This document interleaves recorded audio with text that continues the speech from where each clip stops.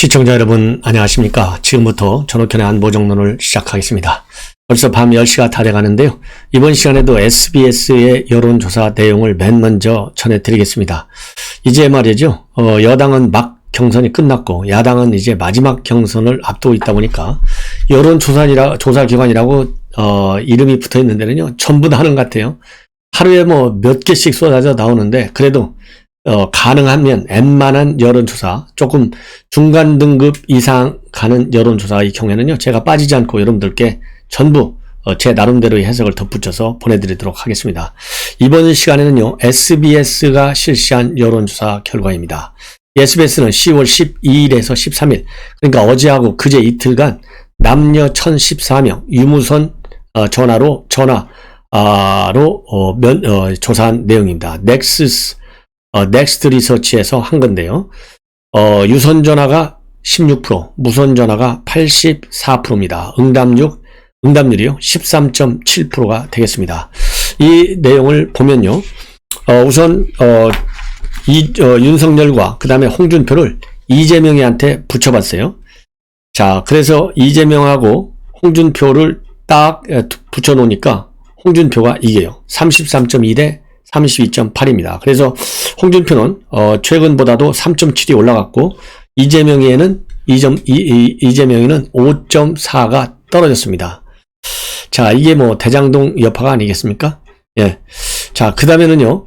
이제 이재명이 하고 그다음에 윤석열을 붙여봤어요. 윤석열이가 35.5 그리고 이재명이가 33.2로 마찬가지로 이깁니다. 그래서요, 이 SBS 여론조사는 오늘 오후에 제가 보도해드렸던 KBS의 한국 리서치 여론조사하고 정반대예요.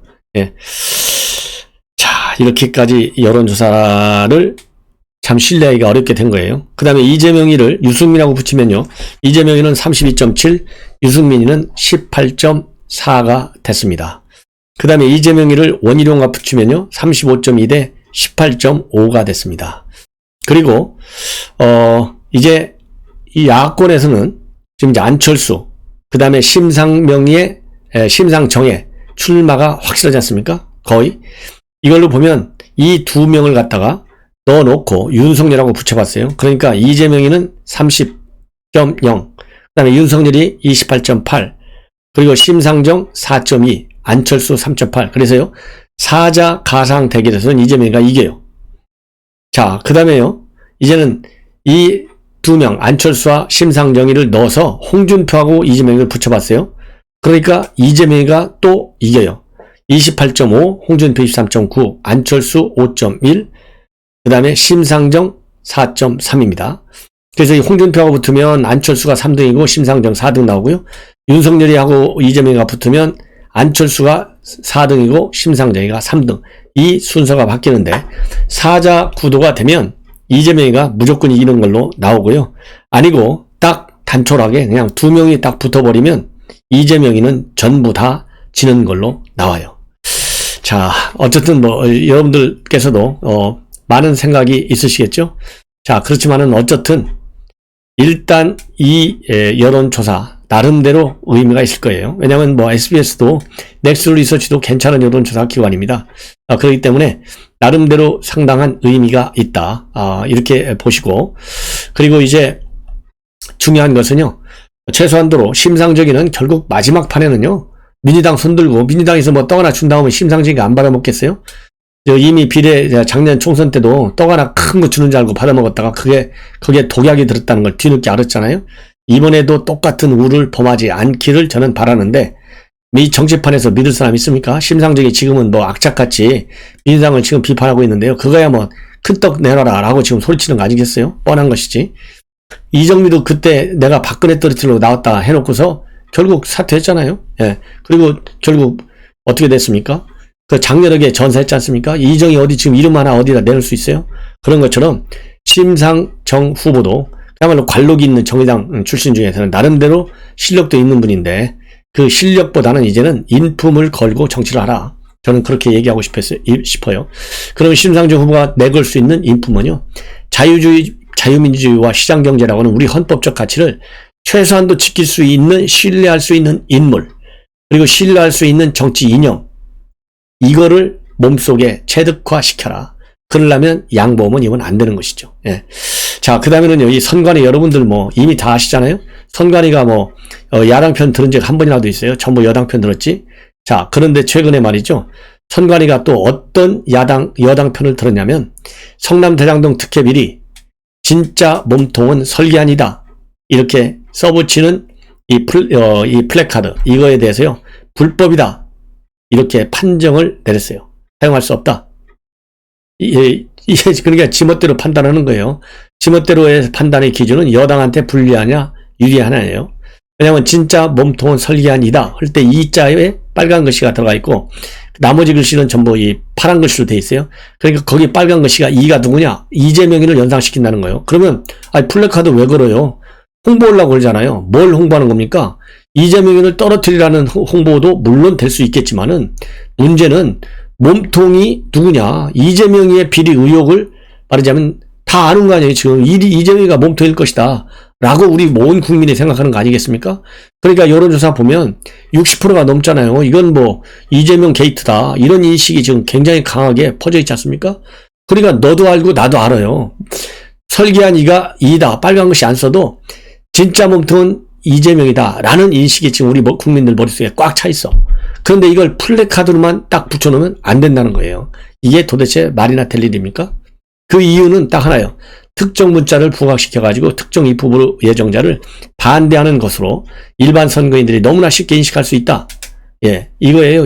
즉 이자를 빨간색으로 쓴 거 이거 문제라는 거죠. 이게 말이나 될 일이냐고. 그래서 국민의힘에서 오늘 이 보도자료를 통해서 입장을 냈어요.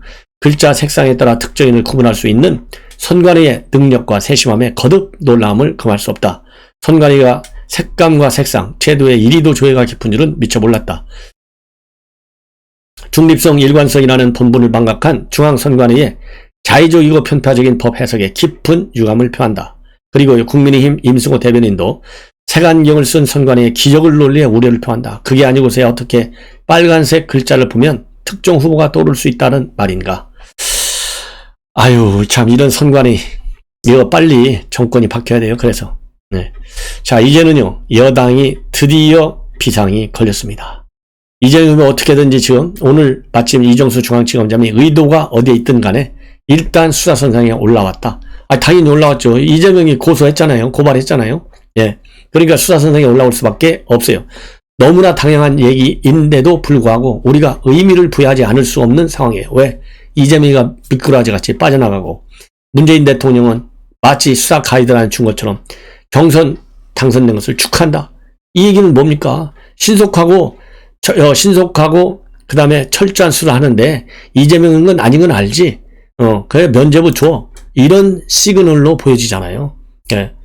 그럼에도 불구하고 이게 수사가 어디로 갈지 모른다 이거죠. 예. 럭비공 지금 상황에서는 어느 누구도 장담할 수 없어. 그러다 보니까 만약에 배임 혐의 또 이 돈 거래한 것이 뭐가 좀 지저분하게 나온다. 그러면은 이재명이로서 버틸 수 있겠느냐? 어렵다는 거죠. 그럼 어떻게 해야 되겠느냐? 대타를 찾아야 된다. 그럼 누가 대타가 되겠느냐? 바로 유시민하고 자꾸 유승민이 생각나는데요. 유시민하고 그 다음에는 김부겸이가 떠오른다 이겁니다. 그래서 지금 더군다나 유시민이가 이번에 이제 오늘 결국 노무현재단 이사장직을 내놓았어요. 이사장직을 내놓으면서 나는 어떠한 경우에도 이재명 캠프에는 몸닿지 않겠다. 그리고 선거에 나가는 일도 없고 공무원이 되는 일도 다시는 할 뜻이 없다. 이걸 분명히 얘기를 했어요. 아주 강조했어요. 다만 나는 알릴레오라고 하는 유튜브 방송은 계속한다. 이렇게 밝혔거든요. 자, 그래서 이거를 두고 진짜 선거에 관심이 없는 것이 아니고 이 좋은 노무현재단 이사장 자리 3년 연임할 수 있는데도 불구하고 그만둔 이유가 뭐겠느냐. 만에 하나를 대비해서 지금 몸풀기에 나선 것이 아니냐. 예. 그래서 서서히 즉 작가 활동, 알릴레오 유튜브 방송을 통해서 정치 재개 분위기를 엿보는 거야 이거죠. 그래서 유사시에 대비하기 위해서 연임을 하향했다. 예. 이런 지금 해석이 나오고 있어요. 더군다나 본래는 친노 친문지 중에서는 이제 김경수가 최고 선고를 했었는데 김경수는 이제 대한카드가 사라져버렸잖아요. 그래서 이제 유시민밖에는 없다는 것이죠. 예. 그 다음에 그러면 유시민이 말고는 또 다른 사람 없냐? 단연 김부겸이다 이거죠. 김부겸 총리. 왜냐하면 김부겸 총리는 그동안에는 이제 대선 딱 접고 총리를 딱 하고 있는데 총리 잘하고 있다 이겁니다. 큰 갈등 문제도 없고 코로나에도 비교적 잘 대처하고 있고 또 문재인 대통령 보좌 역할도 아주 잘하고 있다. 이렇게 평가를 받고 있어요. 더군다나 대구 경북 출신. 그리고 또 이미지도 온화하고 중도적이고 합리적이다. 저도 뭐 이 김부겸 총리 잘 알아요. 뭐 대학교도 후배고 저하고도 아주 가깝게 지내는 사람인데 아주 합리적인 사람은 맞아요. 인품도 어느 민주당 후보보다도 훨씬 낫습니다. 과거에 우리 자유한국당에도 몸을 담고 있었지 않습니까? 그래서 지금 여당에서는요. 야권과 대항해 싸울 수 있는 최적의 카드가 바로 김부겸이다. 이렇게 평가가 되고 있다고 합니다. 그래서 야권에서는요. 문재인 대통령이 신뢰할 수 있는 사람은 이재명 대신 신뢰할 수 있는 사람은 바로 김부겸밖에 없다. 이런 소문이 지금 나돈다는 거예요. 그 다음에는 이제 이낙연이가 남는 거죠. 이낙연 오늘 잠복에 들어가면서요. 자명에 들어갔는데 자명에 들어가면서 지금 가슴 맺힌 한이 있다. 이거를 아예 실토했잖아요. 예. 그러면 왜 승복했느냐? 경선 불복자로 낙인 찍히는 것은 피하겠다 이거예요. 혹시 모를 유사시에 대비할 필요가 있다는 거죠. 그래서 일보 후퇴 그리고 2보 전진을 노린다. 이런 얘기입니다. 이낙연. 그래서 지금 오늘 또 말이죠. 이 해단식을 가졌는데 해단식에서 당선을 축하한다. 이런 얘기도 또 했고 또 뭐라 그럴까요? 맺힌 게 좀 있다. 이렇게 얘기했어요. 그러면 맺힌 게 있다는 얘기는 맺힌 게 그렇게 공개적으로까지 얘기했으면 이 맺힌 거가 그렇게 금방 내 해결이 되겠어요? 시간이 걸리지? 이 얘기는 이재명이 선대위원장 같은 거 할 생각이 별로 없다. 와신 상담하겠다. 이런 얘기들이 주변에서 나와요. 그래서 이재명이 낙마시에는 결국 제1순위는 이낙연밖에 없는 것 아니냐. 이런 지금 이 분위기가 조성되고 있다고 합니다. 하지만 민주당과 이재명 지사의 주변에서는 이재명 지사의 성격으로 볼 때 어떠한 경우에도 절대 중도 포기할 스타일이 아니다. 설사 기소가 된다 하더라도 끝까지 대선을 치를 것이다. 대선 후보 사퇴, 재경선 이거는 절대 있을 수 없다. 이런 아주 결기찬 이재명이라고 합니다. 자, 그렇지만은요. 천심은 아무도 못 이기는 거 아시죠? 민심이 곧 천심이라고 있잖아요. 자, 이재명이도 일단 여기까지 오는 데는 고생도 많았고 나름대로 노력도 했겠지만은 이 대장동 사태는 어느 누구도 거역할 수 없는 도도한 역사의 흐름에 있다. 그리고 지금 보도 나오는 걸 보면 말이죠. 물적 증거가 나와 있어요. 이재명이가 대장동 개발 사태에 직접 연계되어 있다. 뭐냐? 이거는 동아일보가 단독으로 조금 전에 보도한 내용인데요. 이재명 성남시장 때 배당금 1822억 이걸 어떻게 쓸 거냐? 성남도시개발공사에서 보고를 했어요. 세 가지 방안을 보고했어요. 배당금이 1822억 어떻게 쓸 거냐? 이 문서에 이재명이가 사인을 했어요. 어디에 사인했느냐? 2018년도에 1822억으로 성남시민 1인당 18만원의 지역화폐를 주자. 이 안에 사인을 한 문서를 동아일보가 사진과 함께 보도를 했어요. 이러니까 이 배당이익까지 성남시장이 챙겼는데 배당이익 이재명을 맡다나 아무 관계없으면 이걸 어떻게 챙겼겠어요? 그래서 이 물적 결제한 문서가 앞으로 검찰의 수사에 상당한 뭐라 그럴까요? 물적 증거 중에 하나로 활용될 가능성이 매우 크다. 저는 그렇게 판단합니다. 그럼 동아일보는 이 문서를 어디서 입수했느냐? 바로 유상범 의원이요. 국민의힘 대장동 의혹 태스크포스 멤버로 되어 있는데 유상범 의원이 입수한 내용입니다. 제목이 말이죠. 성남 판교대장 도시개발사업 배당이익 활용방안 시장 보고 딱 이렇게 되어 있는 문건이에요. 이 문건은 2017년도 6월 12일 날 성남도시개발공사에서 당시에 이재명 시장한테 보고한 겁니다. 1820여 원을 어떻게 활용할까요? 그래서 이 세 가지 안이 있어요. 그 중에 1번 안은 뭐냐면 성남도시개발공사하고요. 이 시행사인 성남을뜰 사이에 맺은 기존 사업 협약대로 A10블록 1200가구를 성남시가 매입하는 방안. 그렇지만은 배당금보다도 돈 500억이 더 들어. 그래서 토지 매입이 불가능해. 그래서 이거는 아웃. 두 번째는 뭐냐? 성남시가 A10 블록 대신에 A9 블록 221가구를 매입하고 임대주택을 건립하는 방안이에요. 근데 이곳에 그래서 임대주택을 건립한 뒤에 적격 세입자 80가구에게 공급하면 된다는 것이죠. 그리고 3, 대안 3안은 바로 뭐냐? 임대주택 용지를 매입하지 않고 배당 이익을 그대로 성남시가 쓰도록 하는 거예요. 정책적으로. 그래서 2017년도 6월 12일 결재 딱 직인이 찍혀 있어요. 이 보고서에. 그래서 결국은 3번안, 즉 배당 이익을 성남시가 마음대로 쓰게 되는 거예요. 그래서 이걸 어디다 썼느냐? 바로 1822원 이거를 갖다가요. 재난소득에 활용했어요. 재난소득. 그래서 은수미가 작년 3월 달에 배당금 가운데 1,000억 원을 성남도시개발공사로 받아가지고 942억 원을 성남시민 1인당 10만 원씩 지급하는 재난연대 안전기금으로 활용했고요. 58억 원은 소상공인 지원에 활용했고 나머지 배당금 822억 원은 현재 성남도시개발공사가 보유하고 있다. 이렇게 지금 보도가 이루어지고 있습니다. 이것만 보더라도요. 결국 이재명과 성남도시개발공사의 이 개발 이익 이것과는 밀접한 관계가 있다. 이 결정적 증거가 되는 것 같습니다. 자, 이렇게 해서요. 이재명이의 연계가 거의 뭐 분명하다. 심증은 있지만 지금 이제 물증을 검찰이 찾아내야 되잖아요. 그런데 오늘 말이죠. 일제히 윤석열과 그다음에 홍준표가 바로 이재명이의 안방에 뛰어들어서 선거 말하자면 경선 캠페인을 벌였습니다. 그래서 이 윤석열 총장의 경우에는요. 결국은 이재명이 본인 거부하지만 대장동 실체가 밝혀지게 되고 또 특검을 받게 될 것이다. 이런 전망을 내놨어요. 바로 국민의힘 경기도당에서 열린 지역기자 간담회에서 거대한 물주기는 못 막는다는 것이 오랜 기간 사건을 접해본 제 경험이다. 그러면서요. 현재 검경이 진행 중에 있는 이 수사 속도 굉장히 늦다. 수사에 방해가 될 수 있기 때문에 구체적으로 언급하지는 않겠지만은 사건이 터진 시점을 고려할 때는 수사 진척이 매우 늦다.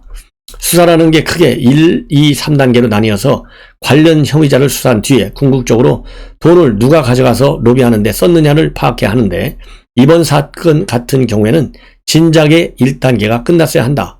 그리고요. 금융정보분석원이 통보한 화천대유 자산관리의 수상한 자금 흐름을 경찰이 수사하지 않고 있다가 5달 동안이나 뭉갰다는 것은 범죄 수준이다. 기업에서 100억 원씩 빠져나가는 사안을 조사해보면 문제 없는 경우도 물론 있지만 큰 수사로 연결되는 경우가 많다. 그래서요. 사실상 이재명을 직격하고 나섰습니다. 그리고 또 이 홍준표 후보는요. 바로 경기 남양주, 의정부, 양주, 동주천 지역을 방문하면서 당원 표심을 다졌어요. 남양주 당역 간담회에서는 저한테 가장 박하고 못되게 구는 여론수사기관이 바로 한국갤럽인데 갤럽에서도 홍준표만 이재명을 이긴다는 결과가 나오는 것을 보니까 제가 대통령이 될 수 있겠다는 생각이 든다. 최근에 한국갤럽 너무 여론조사 자기한테 불리하게 나오니까 한국갤럽 내 이름 빼 하고 한번 강하게 불만을 표시했잖아요. 그런데 한국갤럽 제가 오늘 오마이뉴스 보도에 들었잖아요. 이걸 보면 실제로 홍준표만 이재명을 이기는 결과가 나와 있어요. 홍준표가 40.7, 이재명 후보가 40.6, 0.1%. 야, 이거 한국갤럽 이런 게 조작 아닌가 싶기도 해요. 왜 하필이면 이기려면 1% 이기지 0.1%가 이깁니까? 이거 이상하지 않아요? 그래서 홍준표 후보 오늘 이재명 지사하고 갈등을 빚어온 민주당 소속 조강한 남양주시장, 남양주시의회 의원 10여 명과 만났습니다. 자, 이렇게 해서요. 홍준표와 윤석열은 안방에 들어가서 이재명 지사 비판 여론 그리고 강한 반박을 하고 있습니다. 자, 그러면 이제 원희룡이는 어떻게 하고 있느냐? 원희룡 지사는 오늘 대구에 내려갔어요. 대구 경북 언론인 모임인 아시아포럼 21 초통 토론회에 참석했습니다. 이 자리에서 이재명이 경선에서는 압승했지만 그는 주로 점이 문제되는 사람이 아니냐. 압승에 점만 하나 딱 찍으면 압송이 된다. 이 점이라고 하는 것은요. 이 원희룡 지사가 대장동 사태를 소개하면서 점 4개의 5개 점이 있다. 이 점이 문제다. 이렇게 했을 때의 점이에요. 그래서 이 머리가 좋은 것 같아. 압승에다 점 하나만 찍으면 압송이 된다. 그래서 이 의왕구치소 여기에 압송하면 된다. 이런 얘기인 것 같아요. 지금 유동규도 의왕구치소에 있잖아요. 의왕구치소가 어디에 있어요? 서울구치소? 예? 이게 경기도 관할 아니에요. 예, 여기에 가 있어야 된다는 얘기겠죠. 그러면서 최근에 유튜브에서 아주 히트를 치고 있잖아요. 그래서 화천대유 특강을 진행하면서 대장동 일타 강사라는 그야말로 이 별칭을 얻기까지 했는데, 이와 관련해서 원희룡 지사는요, 이재명 지사를 깨기 위한 여러 공격 수단 중에 하나가 바로 유튜브 방송을 통한 목표주에서 2천만이라고 합니다. 그래서 국민들이 화천대유 특강을 2천만 번 조회해 본 상황이 되면 이재명 지사가 어떤 거짓말을 해도 안 먹힌다. 그러면서요, 전국민 이재명 허위사실 유포 현행범 고발 생중계 방송을 계속 준비할 아이디어를 지금 준비해서 진행할 아이디어도 준비 중에 있다. 그리고 이재명 후보가 국민들을 홀리고 있는 것을 타이밍을 주지 말고 바로 박살내야 한다. 원희룡에게 맞게 안심할 수 있다는 것을 증명하려고 한다. 이런 입장문을 내놨다고 합니다. 자, 그래서요, 지금 여러분들 원희룡, 그 다음에 홍준표, 윤석열 총장의 이재명에 대한 강한 비판, 그리고 여권 내에서조차도 상당한 위기의식을 갖고 지금 상황 지켜보고 있고 대타를 물색 중에 있다는 보도까지 나오고 있습니다. 자, 그런데 오늘 말이죠, 국감장에서 난리가 났어요. 바로 김의겸이가 국회 문화체육관광위원회 국감감사에서 질문을 하는 도중에, 그러니까 왜 불법 그러니까 성인 영상물 등급위원회가 있는데요. 영상물 등급위원회를 상대로 등급 판정에 대해서 문제를 제기하고 있어요. 그러면서 영상물 제작 업체에서 만들고, 그 다음에 성인물 제작 업체에서 만들고, 성인물 유통사에서 돌던 컨텐츠들이 왜 영등위에서 15세 관람 가압 판결을 받냐, 왜 이런 일이 일어나느냐라는 문제의 제기를 하면서 PPT에 띄운 화면이 문제가 됐어요. 이 PPT에 띄운 화면에 그야말로 이 15세 이하 관람 불가로 판정될 수 있는 여성의 신체 부위 사진들이 여과 없이 그대로 노출되는 이 화면이, 이 PPT, 즉 김의겸이가 띄운 PPT 화면에 그냥 올라와 버렸어요. 그러니까 이 준비하는 과정에서 그 정도는 이제 모자이크 처리하잖아요. 근데 모자이크 처리를 안 하고 그 유해 영상물을 갖다가 국회 PPT 자료에서 그대로 띄워버린 거예요. 그래서 오늘 난리가 났다. 이런 보도가 있습니다. 자, 수준 이하의 김의겸, 또 고민정, 정말 문제가 많아요. 이런 사람들이 배치 달고 있으니까 참 세금이 아깝다는 말이 나올지 않을 수가 없는 것 아니겠습니까? 자, 이렇게 해서요, 본 방송은 이걸로 마무리하고 잠시 후에 또 여러분들을 찾아뵙도록 하겠습니다. 대단히 고맙습니다.